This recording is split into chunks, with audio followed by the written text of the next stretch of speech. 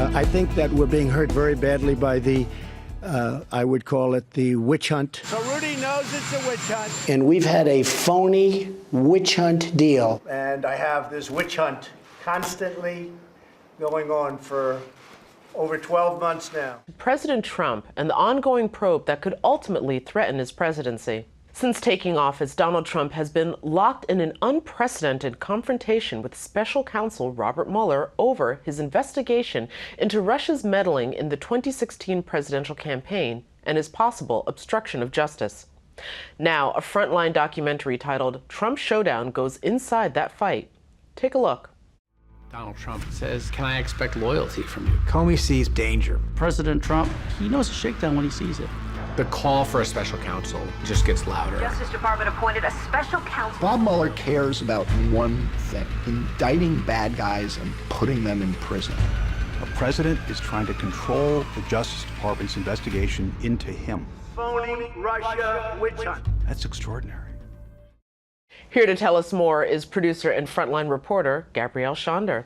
Gabrielle, welcome to the program. Thanks for having me. So this is all sort of like a recapping, if you will, like last week on, the Trump presidency, except this is the past year. And so taking us back, we do start with what was incredibly pivotal for this administration and for the rest of the country, and that was this Russia dossier.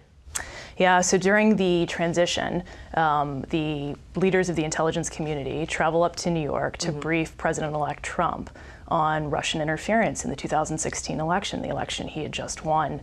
And the president has a real perspective on this moment, which is that he views this as a shakedown by the intelligence community. The intelligence community, of course, comes in with a completely different perspective, which is we've had this unprecedented meddling by a foreign adversary in our domestic elections, and this is intelligence that must be shared with the new president. But it really sets a tone. It sets a tone because after that meeting, after that intelligence briefing, Director Comey stays behind to talk to the president about the Steele dossier, which has some pretty sensitive material in it. It's a pretty uncomfortable moment for the president-elect to hear some of the details that are in that document. But yet at the same time, that moment seems to take what becomes an awkward conversation, let's say, and it becomes something else because, of course, as we know, James Comey ends up losing his job. He does. I mean, ultimately, the message that that the president receives is that we, your government, have something on you.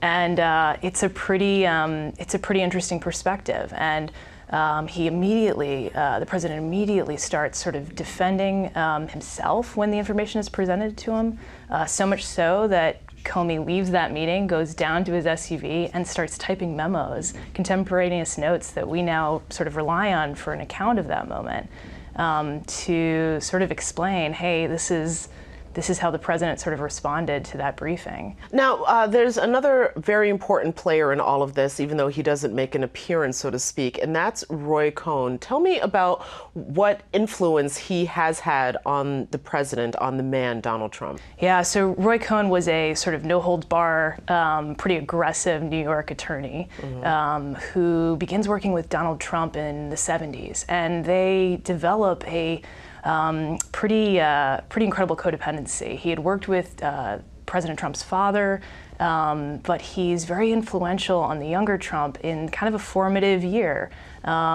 President Trump sort of learns how to throw punches and learns how to rely on sort of a bulldog-like attorney pretty early in his real estate career. And in many ways, those lessons he's carried throughout his entire life. What I think is really interesting is that where we are now with the players who are so important, one of them being Rod Rosenstein, you get to revisit what role he actually played in the Comey situation. Yeah, and the Comey firing, of course. Rod Rosenstein's memo was initially the White House's explanation for the firing, right? And the firing was, at that time, because James Comey had been unfair to Hillary Clinton throughout the election. But effectively, Rosenstein, the Deputy Attorney General at the time, wrote a memo saying just that, and the president alluded to that memo in his reply about why he was firing James Comey. But another person that we also get a better, broader picture of is Robert Mueller, who so many people talk about. He's definitely very much in the cultural zeitgeist at the moment, but we know so very little about him. This documentary gives us an understanding of who he is and kind of what makes him tick. Absolutely. Bad guys make him tick. Ultimately, this is a guy who is interested in prosecuting, indicting, and putting away criminals. And he's devoted his entire life to doing just this. He's sort of tested the waters in private practice. Wasn't for him. He is very much sort of a government prosecutor.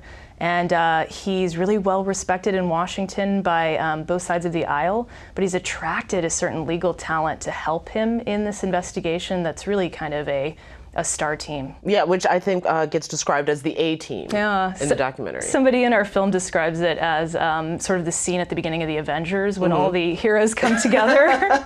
You know, these heroes just happen to be, experts in forensic accounting, experts in sort of terrorism financing, experts in sort of all of the things you would need to build a financial crimes case, certainly an obstruction case. I mean, these are some of the top, U.S. prosecutors in the country. Some are former FBI agents, and they have this admiration for Robert Mueller in a way in which, like, they left most of these sort of high-paying law firm jobs to join this case. Now, of course, I do want to say that even though the person in the film sort of compares them to the Avengers or something like that, to call them heroes is a little preemptive because, of course, we haven't seen what they've determined. We don't necessarily know if any official charges will be filed against the president or anything like that. It's incredibly unlikely that Robert Mueller is going to remove the president from office. It's not where his ambition lies. It's not where his role is. In fact, the only real censure that can happen to the president is through either impeachment by the Senate, which is very unlikely to happen in a Republican-held Senate, or if he doesn't win re-election. So really the 2018 and 2020 elections are so critical to the next steps in the Russia investigation, and that responsibility sort of lies with you and I and the American people. We have, I think, the greatest impact in seeing where this investigation goes. Listen, there's so much more I could talk to you about this documentary, of course. I mean, we even get into the reemergence of Rudy Giuliani in the president's orbit, but unfortunately we've run out of time. So the best I can suggest is for people to tune into Frontline for Trump Showdown, which airs October 2nd at 9 p.m. on 13.